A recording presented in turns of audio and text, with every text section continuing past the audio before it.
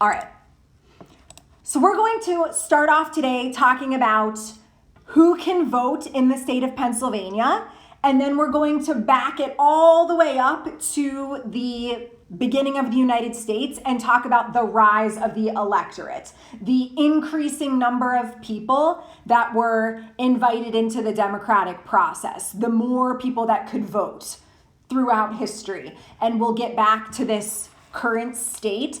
And then at the end of class, time permitting and tech permitting, I have all sorts of fun topics for us to discuss in terms of the current status of the electorate and who can vote and how different states treat different populations of people differently. That's the plan for class. So we're starting at the present day, going all the way back in time, working our way back up to the present day. Okay, so a lot of election laws are state laws because they aren't mentioned in the Constitution. And we know that the 10th Amendment says that powers not given to the national government by the Constitution, nor prohibited to the states, are reserved to the states. And so a lot of the details of election procedure have been left up to the states. That is lovely in terms of federalism and states' rights. It gets a little bit tricky when we have a situation like we had this past November, for example, where different states have different procedures, different methods of counting ballots, recounting ballots, contesting elections. Federalism is wonderful in that it lets states handle situations that they feel is best for the people of that state. But whenever we have a big pressing national issue like we did this past November, it can be frustrating for states to be handling things differently. And I think that we saw that. So in the state of Pennsylvania, currently, every adult citizen that is not currently serving time for a felony is eligible to vote. If a person is awaiting trial for a felony conviction, they can still vote. If a person is on probation or parole for a felony conviction, they can still vote. As soon as the person has fulfilled their sentence for a felony conviction, they are allowed to vote again. But while a person is serving time for a felony conviction in the state of Pennsylvania, they are not allowed to vote. Upon the end of that sentence for a felony conviction, the person would need to re-register. So let's say one was a registered voter, found guilty of a felony, serves time for a felony. That person would need to re-register upon leaving jail. And I know it says internet unstable. I'm just going to press on. You let me know what needs repeated, and I'm recording the lesson. So that's the current status in Pennsylvania. 18 and over, citizen, not currently serving time for a felony, you're allowed to vote. Let's go back to the beginning of the United States, work our way back up to this present day status, and then we'll talk more about felony convictions in different states and all that good stuff at the end of class. All right, late 1700s, the founding fathers wanted only land-owning white males to be able to vote. Why landowners? What was their obsession with that qualification?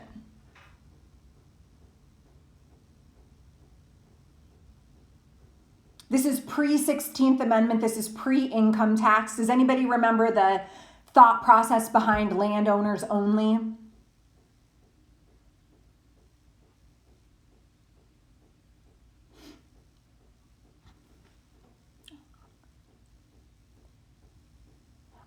I only sort of heard that, but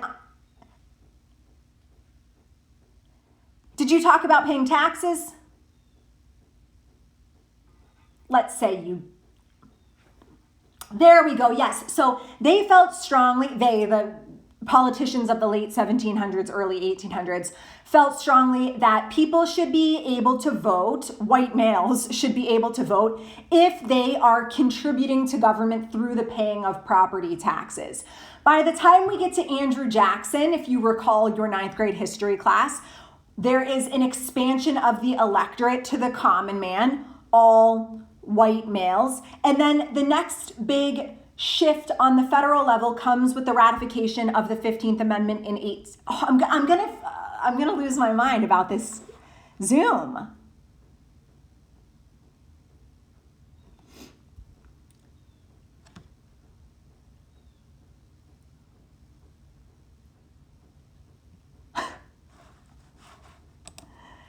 Hi.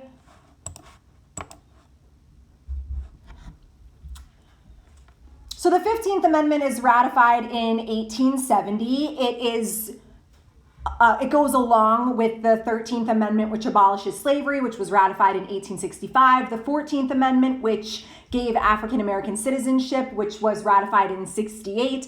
And then the 15th Amendment is ratified in 1870, which in theory gave African American males the right to vote. Now, the language of the 15th Amendment, I'm paraphrasing, but it basically says you cannot bar a person from voting based on race.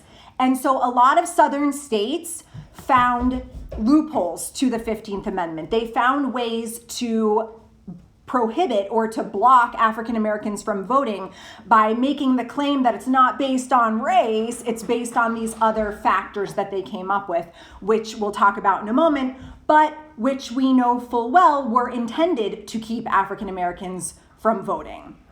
Next big change that we'll talk about is 1913 and the ratification of the 17th Amendment, which calls for the direct election of U.S. senators. This is not an expansion of the electorate. This is not more people being able to vote, but it is an expansion of democracy in that it is an additional government per state, additional government positions that people are able to vote for. So again, not an expansion of the electorate, but an expansion of democracy. 1920, the 19th Amendment is ratified, ensuring that women have the right to vote. In 1961, the 23rd Amendment is ratified, which gives 3 electoral college votes to Washington, D.C. Prior to 1961, if you lived in Washington, D.C., you had to pay taxes. You could be drafted and sent to war, but you couldn't vote for the president. And a lot of people thought that that was problematic. And so in 1961, Washington, D.C. was given 3 electoral college votes to participate in that process. I have on our list of possible end of class topics today, D.C. statehood, if that is something that interests you. Because D.C. might have 3 electoral college votes, but they do not have votes in the House of Representatives. They do not have votes in the Senate. And some people living there don't like that. In 1964, the 24th Amendment is ratified, which prohibits the collection of a poll tax, which we'll talk about as it relates to the 15th Amendment. And then in 1971, the 26th Amendment ensures that 18 to 21-year-olds have the right to vote. So let's talk about some of these. All right, so the 15th Amendment, ratified in 1870 after the Civil War, says that you cannot prohibit a person from voting based on race. But a lot of southern states continued to prevent African Americans from voting using these loopholes that they came up with.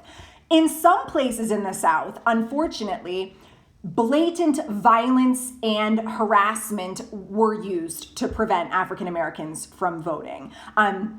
Intimidation at the polls to turn people away and prevent them from having their voice heard was a tactic used by some in the South.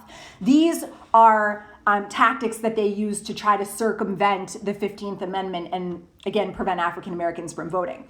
So a literacy test is a test that a person has to pass in order to be able to vote. But the goal of a literacy test in the South was not show me how smart you are and how much you know about government, and then we'd be happy to let you vote. No. The goal of literacy tests in the South was to intentionally, purposefully disenfranchise African Americans. The tests were impossible to pass so that people would not pass them and so that people would be prevented from voting. But Southerners could claim, we aren't violating the 15th Amendment. We aren't telling people that they can't vote based on race. We're telling people that they can't vote because they did not pass these tests. I have some examples to show you, both through links and through the notes. I'm like honestly afraid to click anything today because I'm just, okay. This is a literacy test out of Alabama from 1965, so not that long ago. And what you'll notice if you take some time to scroll through is that it's very difficult. These are questions that the average person today doesn't know all of the answers to. Some of the questions do not have clear answers. Some of the questions have multiple correct answers. Some of the questions don't make sense at all. And there was a strict time limit on this literacy test, and you could only miss, I think you could miss like 3 in the time limit given, and then you failed. So again, the goal was not show us how smart you are, pass the test and vote. The goal was for people to fail so that they could be disenfranchised. This test asks questions about government. If we go back to the notes, you'll see that this example has nothing to do with government. It's just a bunch of riddles, basically. Draw a line through the 2 letters that become the last in the alphabet.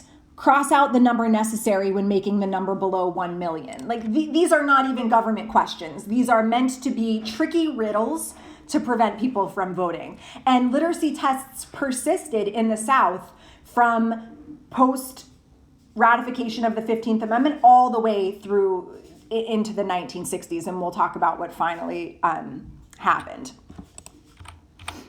So that was one way that African Americans continued to be disenfranchised after the ratification of the 15th Amendment.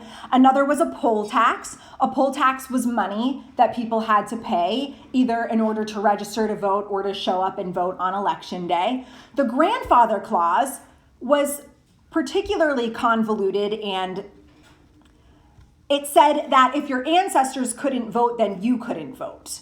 So it wasn't barring people from voting based on race, right? It was saying that if your ancestors weren't allowed to vote, then you're not allowed to vote either. Well, very few African Americans could vote prior to 1870. And so this was a way of excluding African Americans from the electorate. The white primary was based on the political party stability of the South. What political party was winning essentially every election in the South post-Civil War up through the mid-1900s? Yeah, and so what the goal of the white primary was to exclude African Americans from the primary. Do not let African Americans help pick the Democratic candidate, knowing that the Democratic candidate would win every single time. So if you were excluded from the process of picking the Democratic candidate, you were essentially excluded from picking the winner of the election. So that was, again, a way to circumvent the 15th Amendment and claim that you weren't preventing people from voting based on race, but a literacy test, a poll tax, a grandfather clause, which of course were all designed to, again, circumvent the 15th Amendment and prevent African Americans from voting. So finally, in 1964, the 24th Amendment is ratified, and the 24th Amendment forbids the collection of any poll tax. So you may not ask for money to register to vote or to allow someone to show up on election day. In 1965, the Voting Rights Act was passed, and the Voting Rights Act is a federal law that prohibited the use of literacy tests. So there could no longer be literacy tests to try to qualify someone for voting. And the Voting Rights Act of 1965 also established a framework for sending federal agents to the South if there was suspected voter intimidation. And this is a law that still exists today. If there is a disproportionate amount of African Americans in a community versus how many people are actually registered to vote, that is considered suspect, and federal agents can go to the South to, or it doesn't even have to be the South. Federal agents can go to wherever that is happening and try to make sure that that is not a result of discrimination or intimidation. So the Voting Rights Act of 1965 is still in place to try to ensure that people aren't being discriminated against when registering or at the polls. We talked a little bit about the 19th Amendment already when we looked at women in the context of civil rights. 19th Amendment is ratified in 1920, ensuring that women have the right to vote. Some Western states, brand new Western states in the early 1900s already had granted women the right to vote based on their state constitutions. But of course, this is added to the US Constitution and sets the standard all across the country. Not surprisingly today, but the number of people voting doubled after the ratification of the 19th Amendment. That makes sense, right? You add women to the equation, and women being about half the population are going to double the amount of people showing up to vote. So again, not really surprising today. A little bit surprising back in the 1920s, because some people had this perception that, oh, women don't want to participate. They don't want to be bogged down with the drama of politics, but clearly they did, right? They were anxious and excited to participate, desperate to participate. And that helps to explain why immediately upon ratification of the 19th Amendment, the number of people showing up to vote doubled. That brings us to the 26th Amendment, which has a really interesting history. It's 1970, and there are still quite a few states that had the voting age set at 21, which would have excluded 18 to 21-year-olds.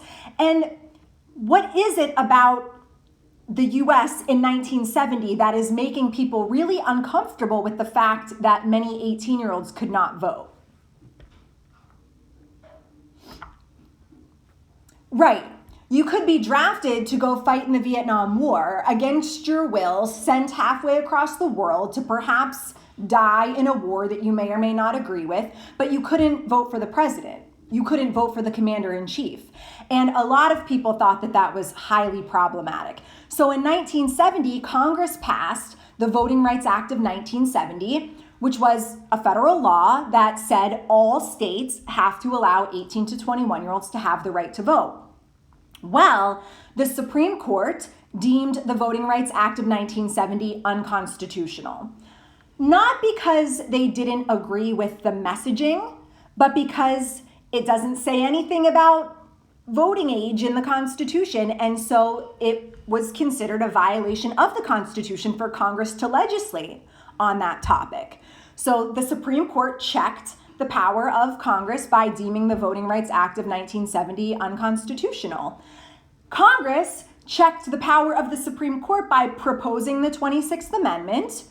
The states ratified the 26th Amendment, and now the Constitution says, per the 26th Amendment, that states have to allow 18 to 21-year-olds to have the right to vote.